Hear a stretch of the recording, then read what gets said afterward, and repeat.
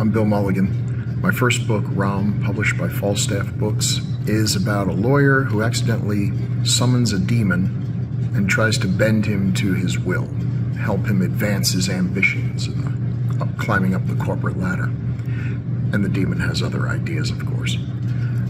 I've always loved monsters, and I do some podcasting. I once did one on the premise, and not everyone buys into this, that there are only 6 kinds of archetypes for monsters. The cannibal, the dinosaur, the machine, the ghost, the demon, and the werewolf. I knew there was one I was forgetting. And every monster can be fit into one of these categories. And you're like, what about vampires? Well, vampires are cannibal ghosts, so that's how it works. Whether you buy in that or not, the reason why I think my first book I did a demon, I'm really more into vampires. But I like demons. Demons are interesting. They operate by rules that we don't understand. They've been around for a long time. They're smarter than we are. They're hard to trick, and yet people do because they're capable of great gifts, of bestowing gifts, and they have great powers. It's always a mistake to get involved with them, as everyone learns to their peril.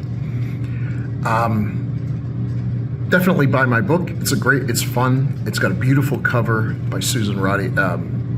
Everyone involved in helping make this happen. Alexandra, Christian, just wonderful people. I'm very proud of it. I hope to do more. I'd like to recommend a film, one of my favorite demons, Curse of the Demon. This is a great film, really just terrific. Black and white, beautifully made. The demon itself is a little controversial because the filmmakers did not want to include a demon in it. They wanted to leave it possibly up in the air. It's about a reporter, a skeptic, who hears about this obvious charlatan, this Anton LaVey type, who claims to have, put a curse on people. And he goes and talks to this guy who's a jovial Wizard of Oz type character. Doesn't seem very legit. Well, turns out he is legit. And he slips him this little piece of paper, and now unless he can give it back, or palm it off on someone else, in a few days, a demon's going to kill him. So it becomes this cat and mouse game between these two characters. And the original intention of the filmmakers was that we would never really know if the demon was real, or if just people believing in the curse meant that bad things happened to them. There was enough deniability built into the premise.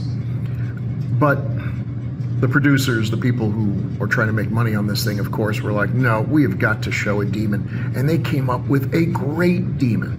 Now, the filmmakers protested every inch of the way. The demon was splattered on the poster. Of course he is. It's a great poster. It's a great demon.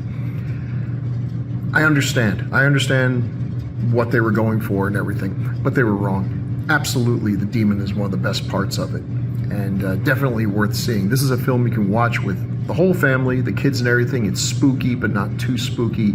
There's some good stuff in there. It's got a nice little body count. Just fun. Dana Andrews is great as the protagonist. Just a wonderful cast all the way through. So, Curse of the Demon. I think it has a few other titles, possibly Night of the Demon. I'll have to look that up after I make this and correct it if I'm wrong. But where is it playing? Good question. I'm going to just take a wild stab in the dark here and say it's on Tubi, because most things are on Tubi. And now I'm going to turn this off and go check to see if I'm right or if I have to film the whole blasted thing over. Anyway, please enjoy. Falstaff has a lot of great writers out there. Just any book you pick is going to be good. And hopefully that includes mine as well. So that's Raum by Bill Mulligan. And thank you very much. I hope you all have a great Halloween. Bye-bye.